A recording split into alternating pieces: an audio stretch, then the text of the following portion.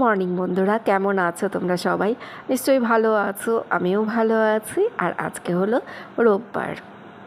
সকালবেলা ঘুম থেকে উঠে কয়েকটা কাজকর্ম কমপ্লিট করলাম, তারপরে ছাদে এসে ছাদ ঝাড় দিচ্ছি। তো ভাবলাম এবার ব্লগটা শুরু করি। বেশ অনেক দিন ছাদটা ঝাড় দেওয়া হয় না, এই আজ দেবো কাল দেবো এই করে করে আর হচ্ছে না। তো আজকে এটা ঝাড় দিলাম ঠিকই, তবে নোংরাগুলো না আর সরানো হয়নি। অনেকটা নোংরা বের হয়েছে ছাদ থেকে, তো বড় গামলা নিয়ে আসিনি। বড় গামলাটা নিচের ঘরে, তো ওটা আর নিয়ে আসা হয়নি।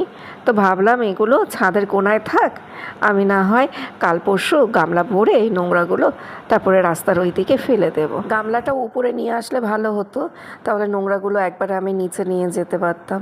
এই একবার উপরে আসলে না আর নিচে যেতে ইচ্ছে করে না, আর নিচে থাকলে উপরে আসতে ইচ্ছে করে না। যখন যে কাজটার মধ্যে থাকি মানে তখন না সেই কাজের মধ্যে দিয়ে না আর নড়াচড়া করতে ইচ্ছে করে না, এটা আমার একটা বদ অভ্যেস। আর ওই যে জলের মটকাটা দেখলে, ওটা ভালো করে পরিষ্কার করলাম, ওটার মধ্যে জল ভরে রাখবো। ওটা পরিষ্কারই ছিল, আবার ভালো করে পরিষ্কার করলাম। আমার বরকে জিজ্ঞেস করছে তুমি কি করছো, সে কথাই বলছে না, নিচু হয়ে মোবাইল দেখেই যাচ্ছে। দুটো ডিম সেদ্ধ কার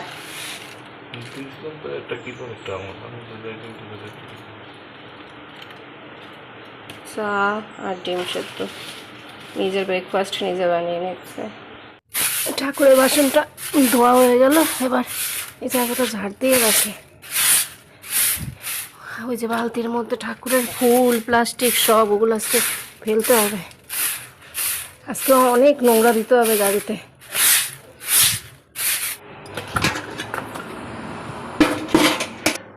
এই বালতিটাতে করে উপরে খাবার জল নিয়ে যাচ্ছি।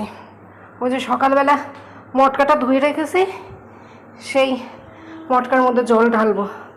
আমার স্নান করা হয়ে গেছে, ঠাকুর ঘর মোছা কমপ্লিট। এবার এই জলটা ঢেলে তারপরে পুজো দিতে বসবো। কিছু নেই তো ভিতরে, পোকা পোকা। এটা সকালবেলা আমি ভালো করে ধুয়েছি, পোকা থাকবে কোথা থেকে।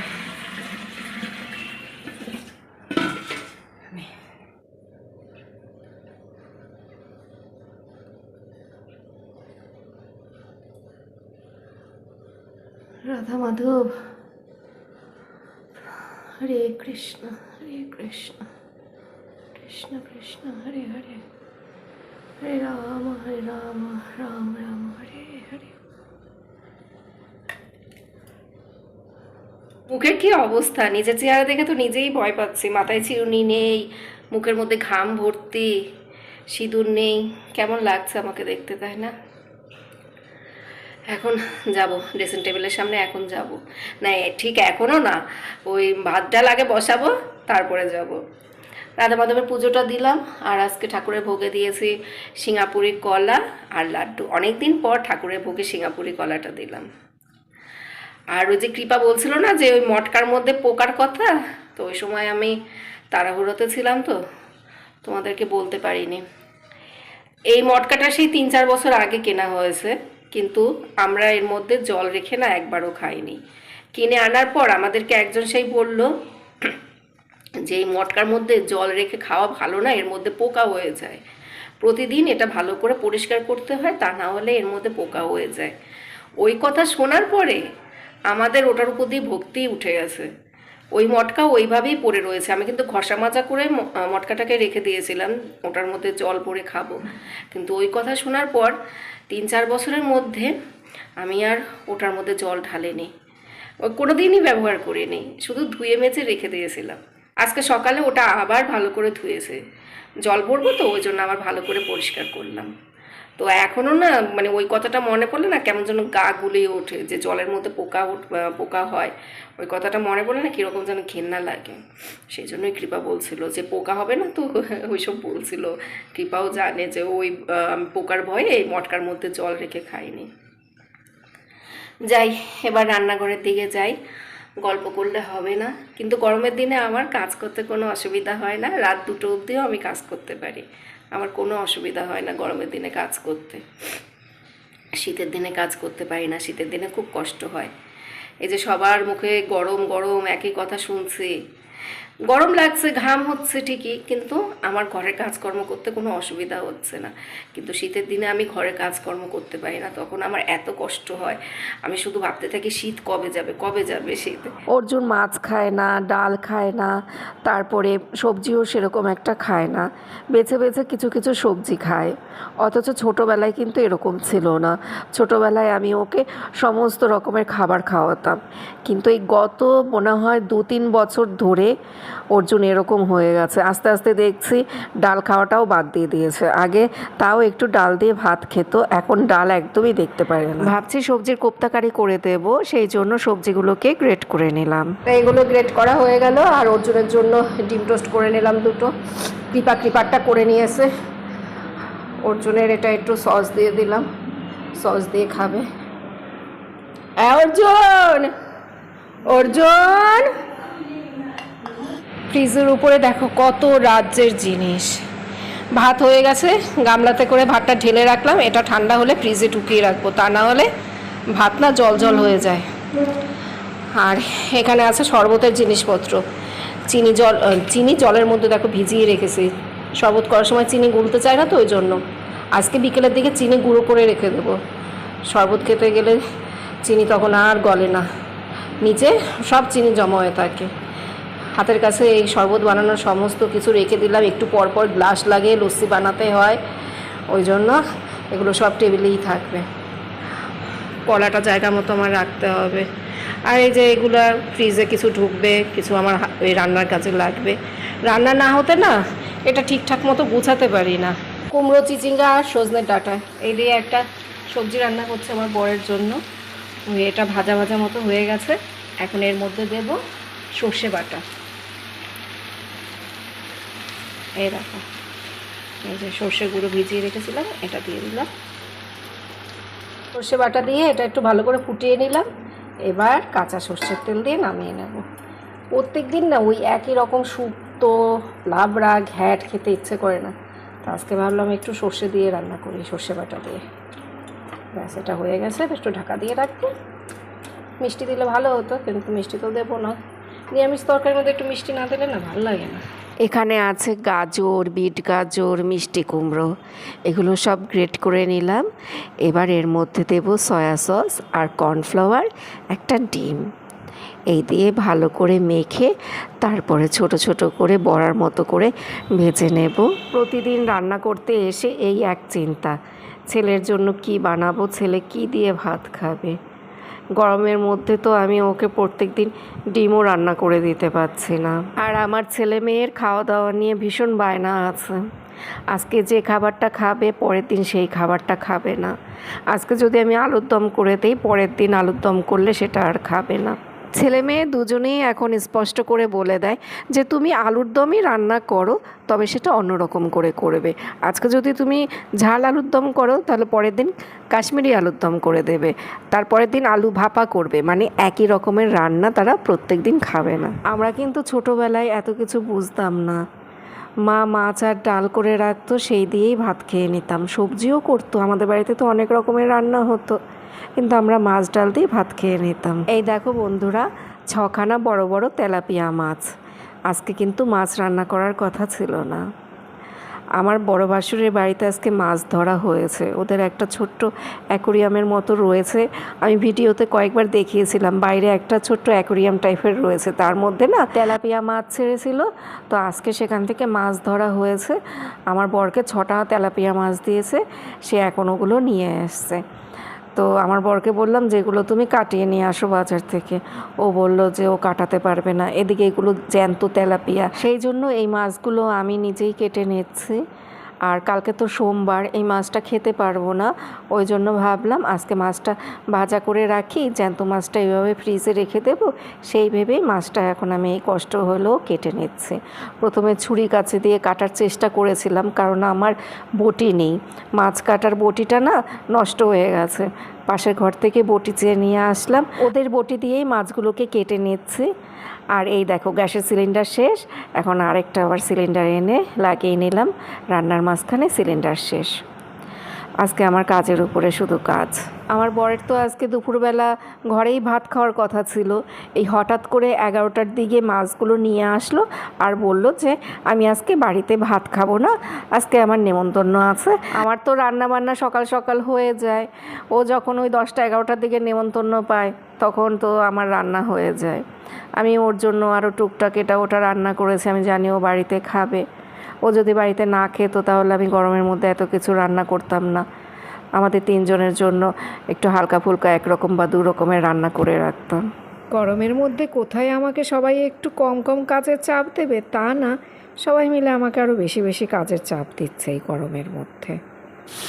আজকে রান্না করেছে আম দিয়ে মুসুরির ডাল, উচ্ছে ভাজা পেঁয়াজ দিয়ে, পটল ভাজা, আলুর চোখা, আর ওই যে সবজিটা করেছিলাম না সজনে ডাঁটা দিয়ে, সেই সবজিটা। এর মধ্যে একটু আলু দিইনি। আর বাবা কি গরম। আর এই যে কী বলবো এটাকে, সবজির কোপ্তাকারি, যাই বলো সবজির কোপ্তাকারি বা কিছু, সেই এটা তো ছেলে মেয়ে খাবে। আর এগুলো করেছিলাম আমার বরের জন্য, তো সে তো খাবে না। এখন মাছ ভাজা করছে, এই যে দেখো 3টে মাছ ভাজা করে রাখছি। একটা কৃপা খাবে, একটা আমি খাবো, আরেকটা কে খাবে জানি না। রাতের বেলা যদি আমার বর খায় তো খাবে। মাছটা হতে থাক, আমি ততক্ষণে স্নান করে এসে ঠাকুরকে দুপুরে জল বাতাসাটা দিই। কৃপা তো পড়তে গেছে, তো সেই জন্য আজকে দুপুরে পুজোটা ও দিতে পারবে না। আমি স্নান করে ঠাকুর ঘরে গিয়ে ঠাকুরকে এখন জল বাতাসা দিয়ে আসি। আর রান্নাঘর একদম পরিষ্কার করে নিয়েছি। এই জায়গায় মাছ কাটলাম না, তো সেগুলো সব তুলে ওই প্লাস্টিকের ব্যাগে ভরে রেখে দিয়েছি। তারপরে ন্যাকড়া দিয়ে ঘরটা সব ভালো করে মোছা কমপ্লিট। এবার আমি স্নান করে আসি। এই দেখো কলাগুলো এখানে ঝুলিয়ে রেখেছে।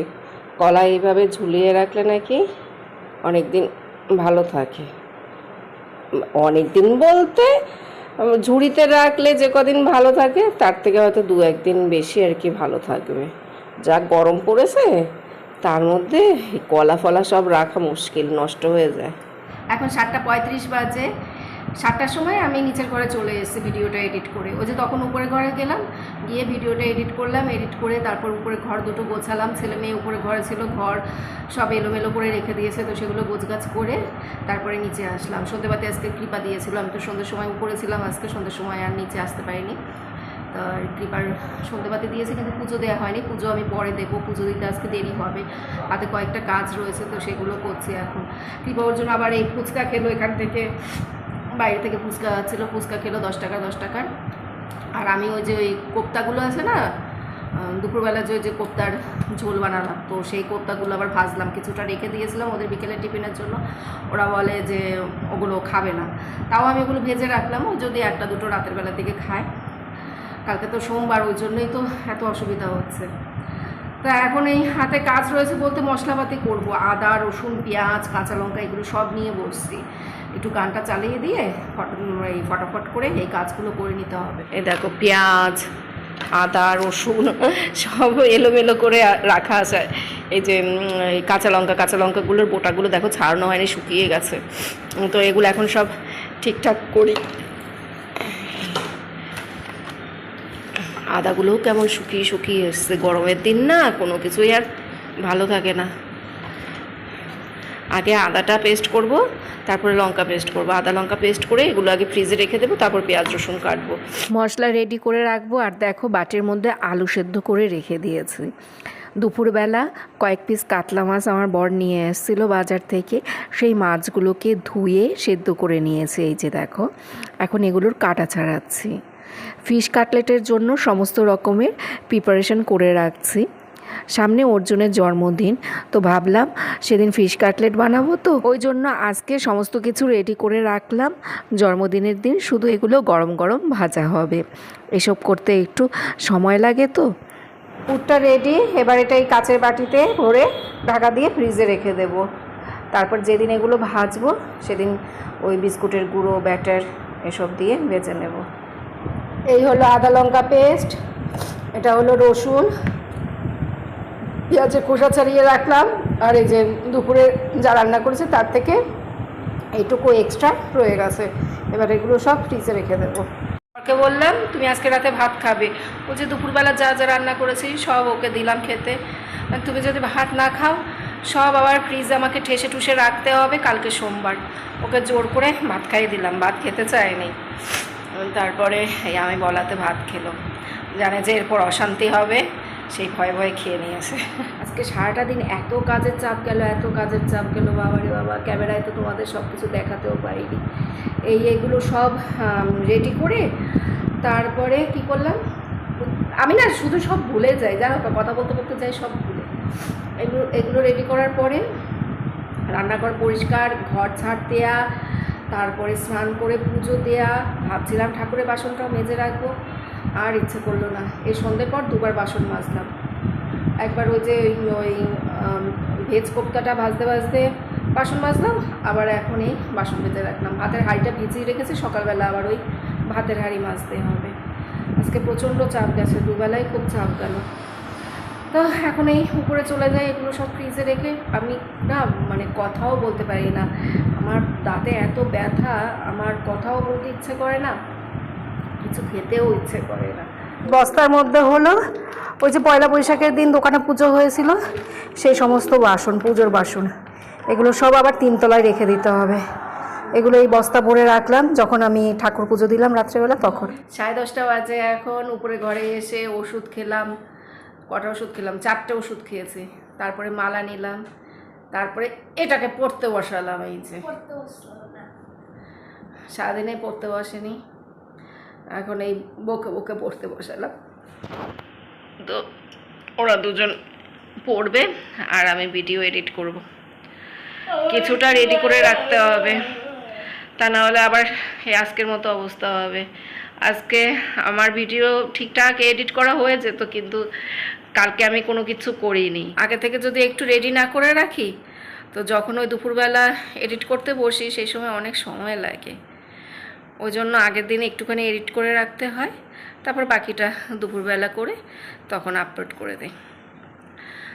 তো এই দুজন এই যে পড়তে বসছে, আমার বকাঝকা শুনে দুজন পড়তে বসলো এখন। তো বন্ধুরা এখন ব্লগ শেষ করে দিচ্ছি, কালকে আবার তোমাদের সাথে দেখা হবে। তোমরা সবাই ভালো থেকো, সুস্থ থেকো, সাবধানে থেকো। তাহলে tata, bye bye, good night বন্ধুরা।